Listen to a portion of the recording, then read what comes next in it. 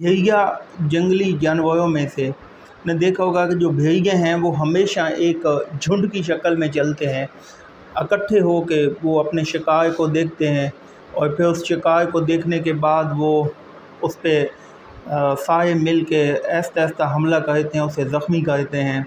और ज़ख्मी करने के बाद जब उनका शिकार ज़ख्मी हो जाता है, जब वो उनके काबू में आ जाता है, जब उनका शिकार चलने के काबिल नहीं होता, तो सारे मिल के उस पर हमला कर देते हैं और उसे जो है वो काबू कर लेते हैं।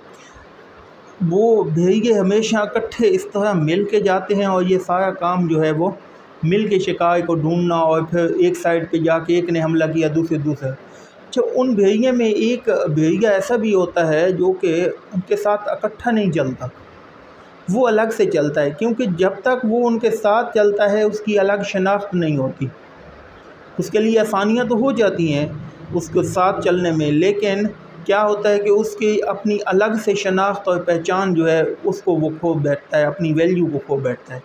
इसलिए वो भेड़िया हमेशा अकेला चलता है और वो बाकी जो भेड़िए होते हैं उनसे अलग थलग अकेला एक जगह पे रहता है।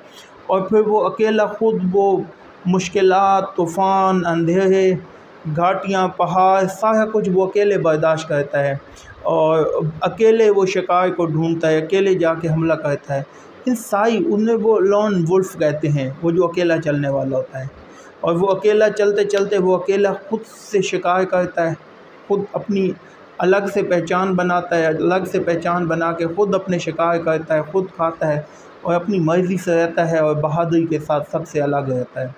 फिर जब वो इस काम में सही एक्सपर्ट हो जाता है, कामयाब हो जाता है, फिर आहिस्ता आहिस्ता उसके साथ जो है वो बाकी भेड़िए उसके साथ जुड़ना स्टार्ट होते हैं, जैसे उसे अपना एज ए सरदार मान के।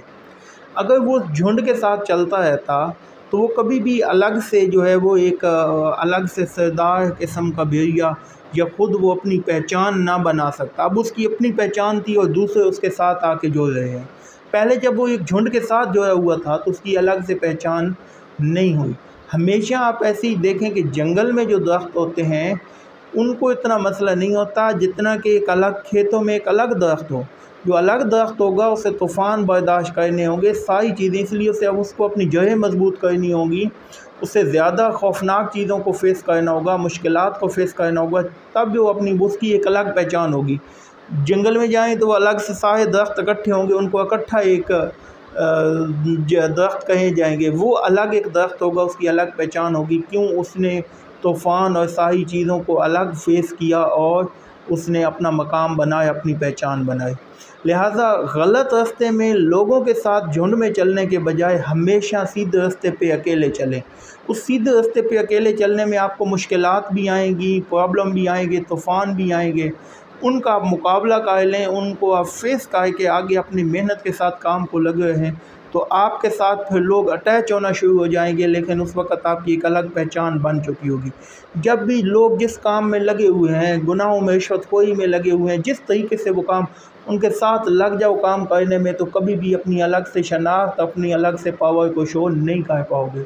अपनी शनाख्त, अपनी पहचान बनाने के लिए हमेशा अकेले चीज़ों को फेस करना पड़ता है, अकेले रहना पड़ता है, तब जाके इंसान कामयाब होता है। जब वो अकेला चीज़ों को फेस करना, बर्दाश्त करना सीख लेता है। अकेले में मुश्किलात और परेशानियाँ और तूफ़ान ज़्यादा आते हैं, लेकिन जो बाहिम्मत लोग होते हैं, जिनके अंदर हिम्मत होती है, वो इन चीज़ों को फेस कर लेते हैं और फिर वो अपना नाम और पहचान बनाता है। फिर हर बंदा उसके साथ जुड़ता है, वो फिर आपकी पहचान के साथ वो बंदा जुड़ेगा। पहले अगर आप इसी तरह किसी के साथ चलते हैं, फिर आपकी अलग से पहचान नहीं होनेगी। अपनी वैल्यू और अलग से पहचान बनाने के लिए मुश्किलात का डट कर अकेले मुकाबला करें, इंशाअल्लाह अल्लाह ताला कामयाबी लाज़मी देगा।